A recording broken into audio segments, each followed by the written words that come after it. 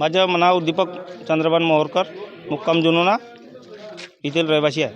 काय सांगाल ग्रामपंचायत संदर्भात जो तुम्ही माहितीचा अधिकार टाकला होता आणि आज तुमची ग्रामसभा होती, काय वाटेल आज गावाच्या विकासाच्या अनुषंगानं ग्रामपंचायतने कुठले काम केले आहेत किंवा असा जो काही भ्रष्टाचार आहे त्यासमोर तुम्ही काय सांगाल?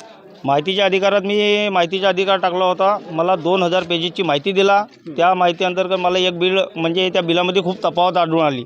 त्या तफावत आढळून आल्यानंतर मी त्या दुकानदाराला फोन केला. म्हणला हा म्हणला अवाढव्य बिल आहे म्हणला. हा म्हणला कसा का दिले म्हणला. तो म्हणत आहे की मी बिल हे कोरेच देत असतो ग्रामपंचायतला आणि ते मला कमिशन देत असतात. हां न मी कोरेज दरवेळेस मी कोरेज बिलं देत असतो अशा पद्धतीने त्या दुकानदारानं मला बोलले.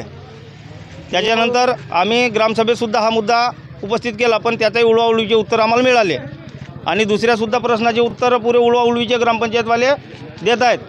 आमच्या प्रश्नाचे उत्तर देण्यास असमर्थ आहेत. काय वाटते आता तुम्ही एक प्रश्न केला, आता हा तुमच्या प्रकार लक्षात आला, पण ह्या प्रकाराला वगळून अजून काही भ्रष्टाचार झाला असावा असं तुम्हाला वाटते का?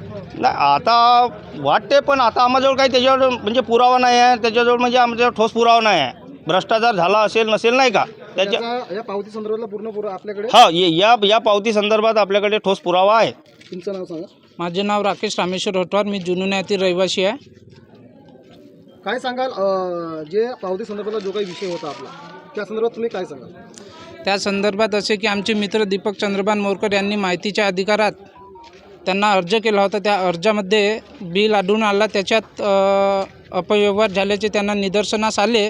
तर त्यांनी पावतीवरचा मोबाईल नंबर घेऊन दुकानदारासोबत संपर्क केला असता त्यांनी रेकॉर्डिंग जे काही बोलणं झालं संभाषण त्याच्यामध्ये असं सांगितलं की मी ग्रामपंचायतीला अशा प्रकारे कोरे बिल देत असतो व ते मला कमिशन देत असतात ग्रामपंचायतवाले.